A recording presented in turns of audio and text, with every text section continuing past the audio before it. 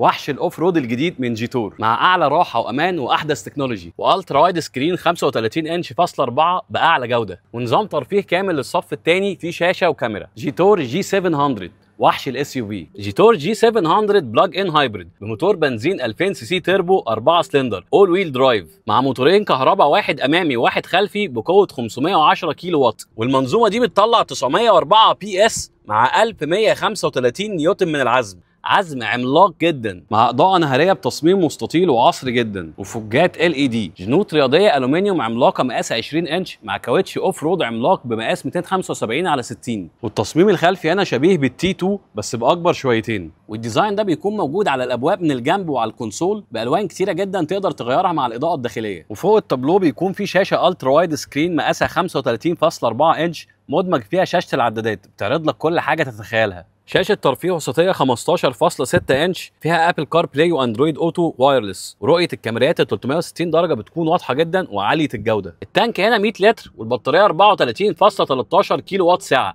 تدعم الشحن السريع لحد 800 فولت. شبك امامي بتصميم قوي جدا عباره عن مستطيلات بالطول جنب بعض، وكلمه جيتور متوزعه على الشبكه الاماميه وحواليها فريم مستطيل بالعرض. فيها زرار فتح شاشه السقف، لان السقف هنا بيكون فيه شاشه ترفيه للركاب مقاس 17.3 انش بتوفر لهم رؤيه سينمائيه، وفيها بيكون فيه كاميرا عشان الاجتماعات او الزوم ميتنج. جي 700 طولها 5 متر و19 سم، طويله جدا، وعرضها 2 متر و5 من 100، وارتفاعها متر 95 سم، مع قاعده عجلات 2 متر 87 مع خلوص ارضي 23 سم. شنطه العربيه بتفتح من الجنب بزاويه فتح كبيره جدا، كراسي الصف الثالث مفتوحه وممكن تقني كراسي الصف الثالث من هنا، ومن الجنب هنا ممكن تدوس على الزرار ده عشان تطبق الكرسي خالص وتفرد الكرسي بتاعك في ريلاكسنج مود، وبعد كده بتدوس على الزرار من هنا عشان تعمل ريلاكسنج مود وتخلي الكرسي شازلونج وتفرد رجلك زي ما تحب. وهنا البكره اللي بتغير منها الدرايف مودز عليها لوجو اكس وايكو ونورمال وسبورت وسنو وماد وساند وروك. عتب جانبي بيفتح ويقفل اوتوماتيك مع الابواب مع مقبض موجود في التابلو عشان يسهل لك الدخول والخروج.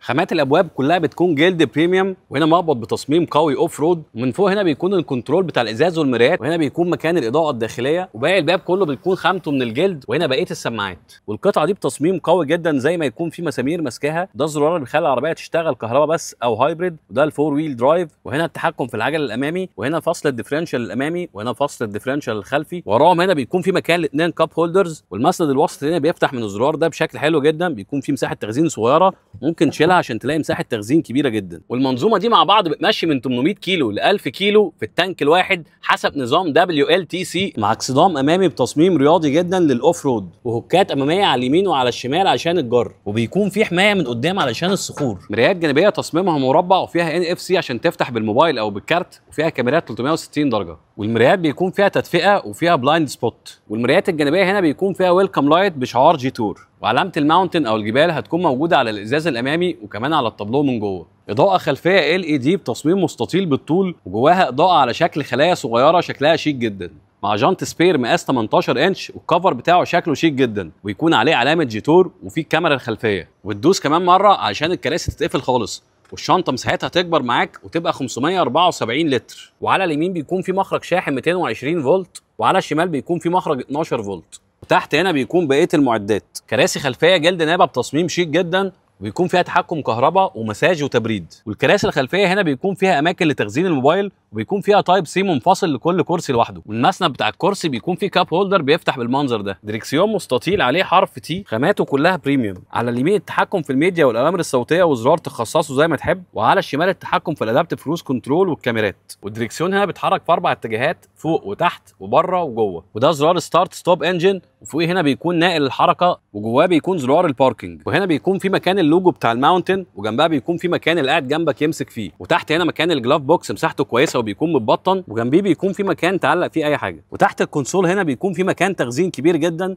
وفي هنا USB وتايب سي، وفي النص هنا بيكون في 3 اماكن لمعطرات تختار ما بينهم. والسقف هنا بيكون الكانتارا بالكامل، وقدام بيكون في فتحه سقف، وورا بيكون في فتحه سقف بانوراما. وزن الجي 700 3 طن و200 كيلو، والتسارع بتاعها من 0 ل 100 في 4 ثواني فاصلة 6 مع اضاءه LED في الواطي واضاءه LED في العالي مع حساسات اماميه ورادار امامي وكاميرا اماميه. مساعدين حجمها كبير جدا علشان نظام التعليق الهوائي. رفارف فيها تنفيخات واضحه جدا على الرفرف الخلفي وكمان على الرفرف الامامي، شكلهم حلو جدا على الجي ومدينها قوه في التصميم. وعشان توصل للكنبه الخلفيه هنا بيكون عن طريق ان انت بتعدي ما بين الكرسيين بتوع الصف الثاني. مساحه كراسي الصف الثالث هنا معقوله، كل جنب بيكون فيه كاب هولدر وكمان بيكون فيه تحكم كهرباء في الظهر بتاع الكرسي اللي انت قاعد عليه، وفتحه التكييف بتكون فوقيك في القايم علشان توصل لك الهواء بشكل كويس، وفوق في النص بيكون فيه اضاءه للصف الثالث. وعلى الشمال هنا التحكم في الاضاءه والفوجات واللي هي الديسنت كنترول وفتح التانك. ونسخه الفلاج شيب بيكون معاها 18 سبيكر بريميوم من لكسيكون باي هارمان. والكرسي بتاع الراكب اللي جنبك فيه نظام ريلاكسنج، ممكن يخلي الظهر ينام على الاخر والليج ريست يتفرد على الاخر وينام براحته.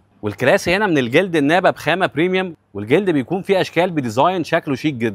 بيكون فيها داش كام علشان تسجل الطريق وانت ماشي عشان الامان. وتحت الشاشه هنا بيكون مكان الشاحن الوايرلس وبيكون في مكان تبريد. وعلى الشمال هنا بيكون التحكم في تبريد الكرسي اللي على الشمال، وهنا تبريد الكرسي اللي على اليمين. وهنا على الشمال التحكم في تكييف الزون اللي على الشمال، وهنا التحكم في زون التكييف اللي على اليمين. مع روف راك على السقف جلوس بلاك طويل جدا مع فتحه سقف اماميه وفتحه سقف بانوراما خلفيه. وعلى الشمال مكتوب انجوي ذا جي اوف رود، والمقصود بيه شكل تسويقي للاستمتاع بالقياده الاوف رود. ونور الستوب هنا بيكون في السبويلر المدمج مع السقف، وبيكون فوقيه الكاميرا بتاعت المرايه الوسطيه. وانت قاعد بيكون قدامك ترابيزه تفتحها عشان تحط عليها اللابتوب او تاكل عليها، وبيكون عندك تحكم في الكرسي اللي قدامك او في المسند بتاعه. شاشه ترفيه صغيره فيها التحكم في الميديا وفيها التحكم في التكييف الخلفي بمقاس 8.8 انش. بيكون فيها التحكم في التبريد بتاع الكرسي اللي على الشمال وعلى اليمين، وكمان فيها التحكم في المساج بتاع الكرسي اللي على الشمال وعلى اليمين. بيكون فيها 8 اير باجز وكل انظمه الامان وكل انظمه الفرامل، ومانع تصادم امامي ومانع تصادم خلفي. وعلى اليمين لوجو ذا اليت كارز وتحتيه جي 700 وكلمه جايه اللي هي الكونسبت الجديد من جيتور في تصنيع الاوف رودز. سقف العربيه خامته الكانتارا بالكامل، والشماسات بتاعت العربيه الكانتارا وبتفتح ماجنتيك، وبيكون فيها اضاءه LED مع المرايات،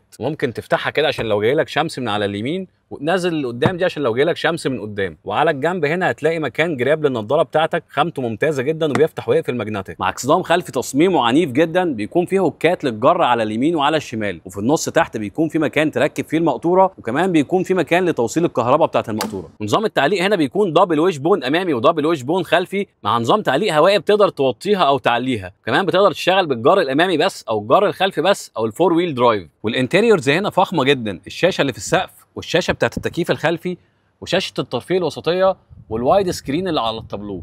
والكونسول الوسطي هنا حجمه عملاق وشكله شيك جدا وتصميمه رهيب. المرايه الوسطيه هنا بتكون فريمليس بس ما بيكونش فيها تعتيم الكتروني، بس ممكن تشغل الكاميرا بتاعت المرايه الوسطيه على الشاشه الالترا وايد. وفوق هنا التحكم في الاضاءه بتاعت الصالون، وهنا التحكم في الستاره بتاعه البانوراما اللي ورا، ده زرار الانتظار، وده التحكم في فتح البانوراما الخلفيه، وهنا التحكم في فتح وقفل الستاره بتاعه فتحه السقف الاماميه. ذا اليت كارز الوكيل الحصري لجيتور في الامارات مع ضمان 10 سنوات او مليون كيلومتر. انا ماجد جاد وبحاول افرجك على العربيات بطريقه سهله. لو عايز تشوفني مره ثانيه يا ريت تعمل لي فولو. سلام.